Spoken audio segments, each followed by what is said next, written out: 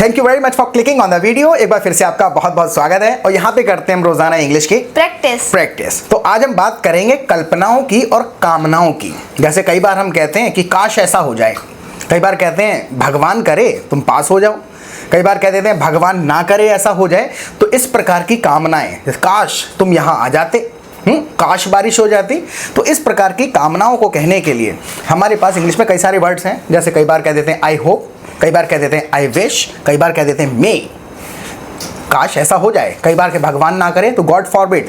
तो ये है तो केवल 4-5 वर्ड्स, लेकिन ये अलग अलग तरीके से यूज होते हैं। तो इनको किसी मैसेज को पहुंचाने के लिए इनमें से कौन सा वर्ड यूज होगा वो समझते हैं, ज़्यादा टाइम नहीं लगेगा, राइट। तो without further ado let's start practising English, right. Without further ado का मतलब हो जाता है बिना किसी देर के। ADO अपने आप में एक वर्ड है ado, right. So without further ado let's start practising English. अगर हमको किसी को कहना पड़े कि भगवान करे तुम पास हो जाओ, भगवान करे तुम एग्जाम में पास हो जाओ, तो इस बात को हम कैसे कहेंगे? May God help you the pass exam. Pass the exam. May God help you pass the exam. देखो एक चीज हमें पहले समझ लेनी है, मे का मतलब, राइट, भगवान से ज्यादा लेना देना नहीं है। वो एक आपका सब्जेक्टिव मूड है जब आप बस कामना कर रहे हैं। लेकिन जब हम कामना करते हैं तो भगवान से ही करते हैं, इसलिए उसको जोड़ लिया जाता है, राइट। दो तरीके से समझना है। मे का मतलब है आपने सिर्फ इतना मैसेज दिया कि आप ऐसी कामना करते हैं, हाँ? इसमें भगवान नहीं है अभी तक, राइट। अगर मैं सिर्फ ऐसे कहूँ मैं कामना करता हूँ कि आप पास हो जाएं, तो मैं कहूँगा may you pass the exam, may you pass the exam, right. इसका मतलब है मैं कामना करता हूँ। लेकिन अगर मैं यहाँ पर गॉड को इंक्लूड करूँ, मैं कामना करता हूँ कि भगवान से या भगवान के द्वारा ये कामना हो रही है कि भाई आप पास हो जाएं, तो मे अभी भी वही है कामना। मे मतलब है कामना। God help you pass the exam, वो आगे का सेंटेंस अलग है, right. Help you pass exam है, कौन करेगा हेल्प? गॉड करेगा। मे God help you pass the exam. जैसे ये कहूँ कि यार काश मम्मी तुम्हारे लिए मैगी बना दें, अभी मैं कामना कर रहा हूँ, मतलब कई बार तो है होप भी कह सकते हैं, आई विश भी कह सकते हैं, लेकिन ये कामना जैसा बहुत ड्रामेटिक तरीके से कहना चाहूँ, हैं, जैसे मम्मी का अभी इस वक्त ये रुतबा है कि खुद को बहुत सुपीरियर है इस वक्त, हैं, तो हम ये कह रहे हैं कि मैं तो कामना करता हूँ कि यार मम्मी मैगी बना ही दें। तो मे गॉड नहीं है, मम्मी हो गई यहाँ पर, right. May mom make you Maggi, make you Maggi, make Maggi for you भी कह सकते हैं, ये डायरेक्ट कह सकते हैं make you Maggi. Make you Maggi मुझे तुम्हें मैगी बना दे, मीनिंग निकलता है। जैसे मैं अगर किसी को कहूँगा कि भाई मेरे लिए चाय बना दो, तो मैं कहूँगा make me some tea, make me some tea, right. Make me मतलब ऐसे नहीं बोलेंगे, please make the T for me, ये भी है, दोनों तरीके से कहा जा सकता है, राइट। तो मे का मतलब है मैं ऐसी कामना कर रहा हूँ। अब जैसे इसमें थोड़ा सा रूल समझने हैं, तो ये इकट्ठे हैं, सारा इंट्रा कनेक्टेड होता है, एक दूसरे से रूल्स कनेक्टेड होते हैं। इसी बात को मैं ऐसे भी कह सकता हूँ, I hope mom makes Maggi for you, right. I hope mom makes Maggi for you, right. तो अब इसमें एक रूल हमें बस थोड़ा सा फॉलो करना होता है मे को इस्तेमाल करते समय। सबसे पहले ये समझना है कि कॉन्वर्सेशन में बहुत ज़्यादा इस्तेमाल होता नहीं, क्योंकि ये फॉर्मल है, राइट। हम जब अपना इस प्रकार की कामनाएं वगैरह करते हैं तो आई विश, आई होप बहुत कॉमनली यूज़ होता है इस प्रकार की बातों के लिए। मे का केवल इतना सा मतलब है कि आप कल्पना कर रहे हैं, और इसको रूल हमें एक फॉलो करना है कि मे के साथ हम हमेशा बेस फॉर्म बोलते हैं वर्ब का, राइट। उसके साथ हम एस वगैरह नहीं लगाते। जैसे मैं ये कहूँ, आप समझिएगा इस बात को, जैसे मैं ये कहूँ यहाँ रोज़ बारिश होती है, यहाँ रोज़ बारिश होती है। The rain. It rains. It rains here daily. Every day, daily, right? It rains here every day. इसमें मैंने कहा it rains. अब अगर मैं कामना करूं कि यार काश यहाँ बारिश हो जाए, काश यहाँ बारिश हो जाए, यहाँ पे तो गॉड ही करेगा ना, may God, may God it is rain, सब मिक्स हो गया ना। तो यहाँ पे कामना करी मे इट रेन टुडे। इसमें रेन्स नहीं कहूंगा मैं, क्योंकि मैंने यहाँ पर क्या करा, मे बोल दिया है पहले। मे, ये स्पेसिफिक रूल याद रखना है जब आप मे इस्तेमाल कर रहे हैं कि कामना कर रहे हैं, तो मे इट रेन्स ना कह करके मे it rain today, it rain today, जैसे मे इट रेन टुडे, जैसे कि काश अयान पास हो जाए, काश अयान पास हो जाए। हाँ। काश अयान पास हो जाए। हाँ, अब जैसे मे लगा दिया। हाँ। मे आगे। May Ayan the pass. May Ayan passes the exam. मैं तो लगा दिया तो एस क्यों लगा? जानबूझ के मैंने लगाया, मुझे लगा तू पासिस बोलने जा रही थी। अगर ये कह रही है कि मे अयान पास द एग्जाम तो एब्सोल्युटली करेक्ट है। You got my point. और आपको भी समझ आया हो तो प्लीज लाइक बटन दबाइएगा। तो जब हम मे कह देंगे राइट, तो बस हमें याद रखना है बेस फॉर्म ऑफ वर्ब कहेंगे, चाहे हम किसी थर्ड पर्सन की बात कर रहे हैं या जहां एस लग रहा है नॉर्मल सेंटेंस में एस फिर मे के बाद नहीं लगेगा। केवल ये एक बेसिक सा रूल था राइट। और फिर इसी बात को अगर हम ऐसे कहने लगे तो मैं कह सकता हूँ आई होप। जब होप कहा तो नॉर्मल बात ही रहेगी, स्टैंडर्ड रूल्स फॉलो करेंगे। I hope Ayan passes the exam right. अब आ जाते हैं थोड़ा सा, अभी तक तो ये कामनाएं करी हमने, भगवान करे। हाँ, एक और तरीका है। क्या? एक और तरीके से कहते हैं भगवान ऐसा करे, भगवान करे, इंक्लूड करें भगवान को। तो एक कई बार हम ऐसे भी कह देते हैं may God help Ayan pass the exam. ऐसे तो कहते ही हैं। हाँ, जैसे जब आप गॉड को इंक्लूड करेंगे अपने सेंटेंस के अंदर तो आपको याद रखना है तो उसमें हेल्प बोलना ज़रूरी है। पता है क्यों? ग्रामर रूल है कि दो सब्जेक्ट इकट्ठे नहीं बोले जाएंगे। जैसे मान के चलिए मैं ये कहूँ कि भगवान करे तुम यहाँ पहुँच जाओ। अभी मैंने कहा मे गॉड। हाँ, मे गॉड हेल्प यू हाँ to reach here. To reach जब कहते हैं तो टू नहीं लगाते हैं। अच्छा। तो इसमें क्या लॉजिक है? जैसे ये कहा may God help you reach here, ऐसे डायरेक्ट नहीं कह देंगे may God you reach here. नहीं, आगे बात समझ में? तो जब हम गॉड को इंक्लूड करेंगे so God can help you do something. Help लगाने लगाना ऐसे लॉजिक याद करा जा सकता है, लेकिन उसका ग्रामर से लेना देना ये है कि डायरेक्ट सब्जेक्ट दो आ जाएंगे ना, मे गॉड और यू कम हियर, इसका मतलब हुआ आप और भगवान आ जाएं राइट। इस प्रकार से थोड़ा मिलान किया जा सकता है। तो आपको ये याद रखना है मे के बाद बेस फॉर्म ऑफ वर्ब कहेंगे, इसीलिए कह रहे हैं may God help you. Helps नहीं कह रहे, help you. May God help you reach here right. भगवान करे कि भाई आप को जॉब मिल जाए। इसमें अब मैं भगवान को भी इंक्लूड कर रहा हूँ, दो तरीके से कह सकते हैं, दोनों तरह। एक में गॉड को इंक्लूड करना है, एक में नहीं करना है। कामना कर रहे हैं भगवान करे आपको जॉब मिल जाए। May God help you to the job, get a job, get a job, sorry. God कहेंगे तो may God help you get a job, या फिर नॉर्मल कह देंगे may you get a job. मुझे तो बोलने देते, मुझे लगा दोनों मुझे बोलने हैं। आई होप के साथ कहेंगे तो I hope you gets the job. हाँ, I hope you get a job right. I hope समझ में आ गया होगा। और विश पे आएंगे अभी। एक्चुअल में एक चीज़ और आपको हमेशा ध्यान रखनी है, बार बार मैं रिपीट करता रहता हूँ इस बात को, कि एक रूल जब सीख रहे होते हैं तो उस पर बिल्कुल अड़ नहीं जाना है। कोई सेंटेंस ऐसा हो सकता है बातचीत के दौरान जहाँ पर ज़बरदस्ती हम फिट करने लग जाते हैं। तो भले आप हम में और इन कामनाओं को I hope I wish discuss कर रहे हैं, लेकिन अगर कोई ऐसा सेंटेंस आ गया जिसको कहने का और बेहतर तरीका है बिना इनको यूज़ करें, तो वो बोलने की कोशिश करनी है कमेंट सेक्शन में। ऐसा नहीं करना कि भाई आज हम मे डिस्कस कर रहे हैं या फॉरबिड गॉड फॉरबिड डिस्कस कर रहे हैं तो वही लगाने हैं हर सेंटेंस में। इससे क्या होगा कि हमें आदत पड़ेगी बेस्ट ऑप्शन की, बेस्ट सेंटेंस चूज करने की है। तो अगर हमें कई बार ये भी कहना पड़ जाता है कि भगवान ना करे आज बारिश हो, गॉड फॉरबिड। हाँ, भगवान ना करे, गॉड फॉरबिड। गॉड फॉरबिड का मतलब हो गया भगवान ना करे। फॉरबिड का मतलब ही होता है रोकना, मना करना, रोकथाम लगाना। तो भगवान ऐसा रोक दे, बस कुल मिला के ऐसा समझ सकते हैं। हाँ। ठीक है, God forbid it rain today. It rains today. केवल एक ही मे वाला ही केवल एक वर्ड है जिसमें एस नहीं लगना, जिसमें एस नहीं लगेगा। बाकी हर जगह नॉर्मल स्टैंडर्ड ग्रामेटिकल रूल्स ही फॉलो होंगे। ठीक है।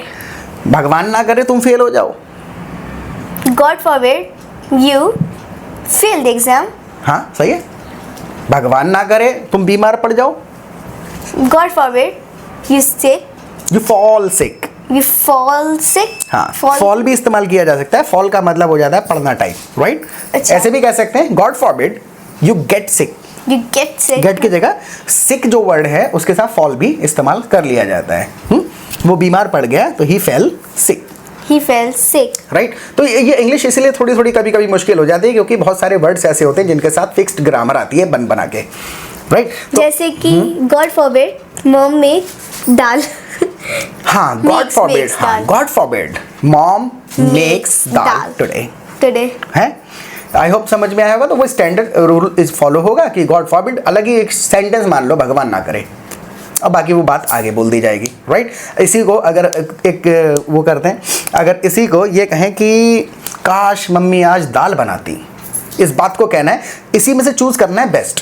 काश मम्मी आज दाल बनाती, आज बनाने बैठ रही हूँ कुछ और, ठीक है, हाँ। माइंड में चल रहा है कि भाई मैं कुछ और बनाऊंगी, आज मैं बनाऊंगी सबको बेवकूफ और फिर रात को कहूंगी जाओ ले आओ बाहर से, ठीक है। तो हम ये कह रहे हैं कि काश मम्मी आज दाल बनाती। अब ये हम कामना जैसी कर रहे हैं, तो कैसे कहेंगे? हाँ हाँ, I wish mom makes dal. I wish, देखो इसको कहते हैं, इसी में ही है, इसमें हम इस्तेमाल करेंगे वुड का, वुड है। I wish mom would make dal today. Would जब हमने यहाँ पे इस्तेमाल किया, वुड का मतलब हो गया कि मैं आगे की पीछे की बात नहीं कर रहा हूँ, कल्पना कर रहा हूँ। वुड जनरली हम कल्पनाओं के लिए इस्तेमाल करते हैं, हाँ। वही वुड आ गया। और एक और तरीके से कह सकते हैं, और शॉर्ट तरीका है इस बात को, आप कह सकते हैं I wish mom made dal today. तो जब आप ऐसी कल्पना करें कि काश ऐसा होता, भले हो चुका होता नहीं, काश ऐसा होता प्रेजेंट में, तो सेकंड फॉर्म लगा देते हैं डायरेक्ट। जैसे ये कहें काश बारिश हो जाती, काश बारिश हो जाती, ये तो हो गया है। मैं दोबारा कह रहे हैं इसमें, हाँ मैं नहीं कहना, अब काश कहना है आई विश, यहां से स्टार्ट करके देखो, हाँ। I wish it rain today, it रेन्ड कर देंगे, भले हम सेकंड फॉर्म की बात नहीं कर रहे हैं, हम ऐसा नहीं करेंगे इसका हो गया होता वगैरह नहीं कह रहे हैं। I wish it rained today, काश आज बारिश होती, इस प्रकार की ये कल्पना है। बट इट्स स्कॉर्चिंग, हाँ इट्स स्कॉर्चिंग हियर, राइट। अगर ऐसा है एसी भी काम नहीं कर रहा, मतलब एसी चल रहा है, एक्सप्रेशन ये है कि एसी से भी कुछ फर्क नहीं पड़ रहा ज़्यादा, एसी। अब वो एक्सप्रेशन भावना समझनी है, जैसे कि चला रखा है तब भी कोई ज़्यादा हेल्प मिल नहीं रही। अब मैंने हिंट भी दे दी, AC is not helping me, हाँ, even the AC is not helping. Helping word इस्तेमाल कर दिया हमने, यानी कि उससे भी कोई फायदा हो, दवा के संदर्भ में कोई भी चीज़ करा आपने, कोई सॉल्यूशन नहीं निकल के आ रहा है, तो that thing is not helping, right. Even the AC is not helping, okay, है, यानी कि एसी भी काम नहीं कर रहा है। Even the AC doesn't work. Work जब यहाँ पे कहा, इसका मतलब वैसा वाला नहीं कि एसी खराब हो गया है, लेकिन फायदा नहीं हो रहा है। किसी ने समझ लिया कि खराब हो गया तो भाई ऐसे बहुत सारे, वही तो है। एक और चीज़ बताता हूँ, फिर मैं हिंट। हम जब सीखते हैं इंग्लिश तो पूरा विश्लेषण करते हैं। अगर हम अपनी हिंदी सोचें तो हमारा हर तीसरे या चौथे सेंटेंस के कम से कम 10-12 मीनिंग निकल रहे हैं, लेकिन हम उस पर गौर नहीं देते। लेकिन जब हम इंग्लिश सीखना शुरू करते हैं तो हम कई एंगल से उस सेंटेंस को सोचते हैं। तो भले हमारा सेंटेंस बिल्कुल ओके और नेचुरल हो, हम सोचने लग जाते हैं यार इसका मीनिंग ये क्यों निकल गया, राइट। तो भले उसके कितने भी मीनिंग निकल के आए, आपको ये देखना है कि आपका मैसेज बहुत क्लियरली जा रहा है, कंफ्यूजिंग तो नहीं है, दैट्स इट। और ग्रामर ठीक होनी चाहिए। तो अगर आपको ये कहना पड़ जाए कि भगवान ना करे ये सारे सेंटेंस मैं भूल जाऊं, हाँ, गॉड फॉरबिड, हाँ, भूलने का आई, हाँ, आई फॉरगेट, हाँ, फॉरगेट भूलना होता है, फॉरगेट मतलब होता है भूलना। अच्छा ठीक है, God forbid I forget this all sentences, हाँ, God forbid I forget all these sentences. All these sentences. These मतलब ये सारे हैं। उल्टा कर दिया मैंने। ये सारे सेंटेंस भूल जाऊँ। जैसे ये कहें, भगवान ना करे कल टीचर आए। God forbid the teacher will present today, tomorrow. हाँ, God forbid the teacher comes tomorrow. Present भी तो कह सकते हैं, प्रेजेंट मतलब प्रेजेंट तो होता है प्रेजेंट, लेकिन इसको वही बात है, फिट करना है सेंटेंस में सही तरीके से। God forbid the teacher is present tomorrow, present tomorrow काफी बना बेटी घुमावदार हो जाएगा। लेकिन अगर अड़ गए हैं प्रेजेंट को बोलने के लिए तो इस के साथ बोलेंगे। So God forbid the teacher is present tomorrow, भगवान ना करे कि टीचर प्रेजेंट हो कल, ऐसे कहेंगे है। अब ऐसे कहना है कि काश कल मैडम ना आए, काश कल टीचर ना आए, हाँ।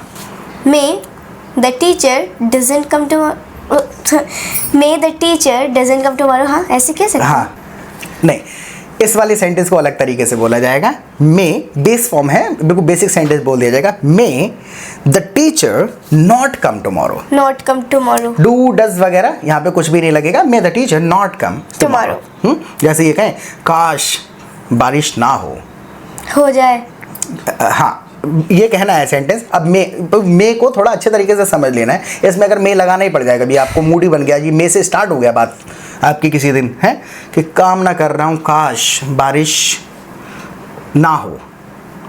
May it rain? May it not rain today. Today. बहुत बनावटी सेंटेंस है लेकिन रूल को समझने के लिए ठीक था। तो मे इट नॉट रेन कहेंगे, मे कह दिया इसलिए। मे इट डजंट रेन नहीं कहेंगे, right? May it not rain today. और अगर कहें काश बारिश हो जाए, may it rain today. Rain today may है तो बस ये मे बड़ा कॉम्प्लिकेटेड है थोड़ा सा, आपको 10-5 सेंटेंसेस और प्रैक्टिस कर लेनी है, फिर आपको ये याद हो जाएगा। और बाकी सारा आई विश, आई होप वगैरह के साथ स्टैंडर्ड ग्रामेटिकल रूल ही फॉलो होगा। प्रेजेंट में अगर आप कल्पना कर रहे हैं किसी चीज़ की तो आई विश के बाद सेकंड फॉर्म लगा देंगे। जैसे कि काश। जैसे मैं एक सेंटेंस बोलूँ, काश वाश नहीं है, मुझे कहना है बड़ी देर से बहुत ज़्यादा वो कर रहा है, प्रैक्टिस कर रहा है वाटर कलर सीखने की। हाँ। जैसे बोलो क्या? बोलना कैसे है, बिल्कुल सिंपल बात पहले ये लेके आनी है दिमाग में कि बड़ी देर से। देखो पहले हिंदी अनक्लियर है, इस मैसेज को पहले समझना है हम कहना क्या चाह रहे हैं। तो बहुत देर से वाटर कलर को यूज़ करने की कोशिश कर रहा है। पहले से अब तक he has been trying to हाँ. how to watercolor. हाँ, he has been trying to learn how to watercolor. how to use watercolors, How to use watercolor. right? तो जैसे how portion to make trees with watercolor. हाँ, how to make tree with watercolor, Watercolor. right? तो ये portion तोड़ तोड़ के वो छोटे छोटे 35 ग्रामर के रूल लगाए हैं, याद आ गया था तो बिल्कुल यू सेड इट करेक्टली है, राइट? तो अगर और कोई सेंटेंस, काश आप मुझे डोसा खिला लाओ। हाँ ये एक कामना है, काश आप मुझे डोसा खिला लाओ। इंग्लिश में बोल के बता। काश आप मुझे डोसा खिला लाओ, जैसे कि तो मेरी विश है। I wish. हाँ I wish you having me dosa. हाँ, मुझे पता है इसमें अटकते क्यों हैं, अभी मैं आपको बता दूंगा। पता है क्या हो रहा है, ये जो हिंदी कहा इतने शब्दों में मैसेज चला गया, लेकिन जब हम हिंदी से इंग्लिश सीखते हैं तो हम उतने ही शब्दों में इंग्लिश बोलने की कोशिश करते हैं। खिला लाओ ये जो है एक्सप्रेशन वो हिंदी का है, इंग्लिश में नहीं हो सकता खिला लाओ। तो मैसेज समझ, कहना क्या चाह रही है, उस एक्शन को देख, क्या चाह रही है, मैं मुझसे क्या करवाना चाहती है, मैं तुझे ले जाऊं और डोसा खिला के, और डोसा खरीद के दूं, खिलाऊं, वो है एक्सप्रेशन। तो ये शब्दों को नहीं ट्रांसलेट करना है, इमेजेस देखनी है माइंड में, और ये बहुत जल्दी आदत हो जाएगी आपकी। ऐसा है ना, शुरू में इंग्लिश में सोचना जिसको कहते हैं वो यही है कि whatever you are trying to explain just think about it. पहले सोचना पड़ेगा कि वो इमेज क्या है, right? So please take me out, please take me out for a dosa, treat और जोड़ दो साथ में, please take me out for a dosa treat. इस तरीके से अलग शब्दों में ही बात को कहना पड़ेगा, है मुझे डोसा दिला लाओ, please take me out and get me a dosa, जैसे कि please take me out to aloo tikki treat. हाँ, take me to the restaurant and get me an aloo tikki. तो वो इमेज देखनी है। इतने शब्दों में ये सेंटेंस बहुत अच्छा था समझने के लिए कि हिंदी से इंग्लिश मिलान हो पाएगा 10-15% सेंटेंसेस का। इमेज को देखो, उसको डिस्क्राइब करने की कोशिश करो, आपको खुद से समझ में आएगा। वही 35 ग्रामर के रूल लगाने हैं और वही 300 स्ट्रक्चर्स हैं बने बनाए, राइट? पहले से अब तक है तुरंत हैज़ बीन, हैव बीन आ जाएगा। कोशिश कर रहा है कुछ करने की तो हाउ टू याद आ जाएगा कि भाई स्किल की बात हो रही है, how to use water colours. तो वो 300 सिचुएशंस और 35 ग्रामर रूल 15-20 दिन नहीं लगने चाहिए समझने के लिए, right? 15 days are more than enough. और उसके लिए आपको मैं एक बेस्ट तरीका बताता हूँ, आपको रियल टाइम में बातें करनी पड़ेंगी। अभी क्या है, आप वीडियो देख रहे हैं, आप सुन रहे हैं, समझ रहे हैं, जान रहे हैं, राइट? लेकिन उसको यूज़ करने की आदत नहीं पड़ पा रही है। तो उसके लिए आप हमारा प्रैक्टिस ग्रुप और लाइव क्लासेस ज्वाइन करें। प्रैक्टिस ग्रुप का सबसे अच्छा फ़ायदा ये है कि वहाँ पर पूरे दिन रियल टाइम में कॉन्वर्सेशन चलती रहती है, चैटिंग करते रहते हैं लोग आपस में, कुछ इंग्लिश के रूल्स वगैरह डिस्कस करते रहते हैं। फ़ोन करने का ऑप्शन रहता है, कॉल करके आप बात कर सकते हैं। कॉन्फ्रेंस कॉल का ऑप्शन होता है। तो मान के चलो अभी आपको कुछ भी नहीं आता, आप आएंगे, लोगों को आपस में बातें करते हुए जब सुनेंगे आप, तो वहाँ पर आपको आइडिया लगेगा कि अच्छा आई विश कह रहा है कोई बंदा, कोई मे कह रहा है, कोई गॉड फॉरबिड कह रहा है, God forbid you fall sick, right? Who will teach us, हमें कौन पढ़ाएगा? तो इस प्रकार के रियल टाइम लाइफ से रिलेटेड जब सेंटेंसेस में इन रूल्स को सुनेंगे तो ये बहुत अच्छे से समझ में आएंगे। तो यहाँ पे जब चाहें जितनी चाहें आप प्रैक्टिस कर सकते हैं। कॉन्फ्रेंस कॉल स्टार्ट करिए, लोगों की बातें सुनिए और पार्टिसिपेट करिए, रियल टाइम में क्वेश्चन करो, आंसर करो। वहाँ पे जब ज़रूरत पड़ेगी इंग्लिश यूज़ करने की तो आपको समझ में आएगा आपको कितना आता है कितना नहीं आता। उसके बाद में दिन में 2 बार लाइव क्लासेस होती हैं हमारी, एक बार दोपहर को, एक बार शाम को। जो भी डाउट रह जाते हैं, कोई कन्फ्यूजन है, कुछ समझ नहीं आता है, लोग लाइव सेशन में आते हैं, अपने अपने डाउट्स पूछते हैं। उन कंसेप्ट्स को हम बहुत अच्छे तरीके से एक्सप्लेन कर देते हैं, कुछ एग्जाम्पल दे के सेंटेंसेस बनाना बता देते हैं। तो 15-20 दिन के अंदर पूरी इंग्लिश के रूल्स जिनको कहते हैं कि सोचना कैसे, क्या रूल लगाना है, वो आप सुन चुके होंगे और साथ के साथ प्रैक्टिस ग्रुप में उसको यूज़ कर रहे होंगे। तो थोड़ी थोड़ी उनकी आदतें भी पढ़नी शुरू हो जाएंगी कि तुरंत याद आने लगेगा सेंटेंस और वर्ड। बार बार सुनेंगे, पढ़ेंगे ग्रुप में।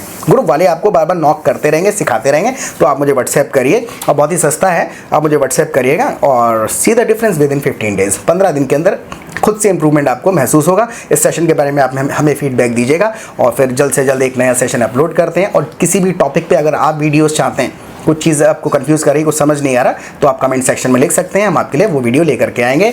Take care of yourself, bye.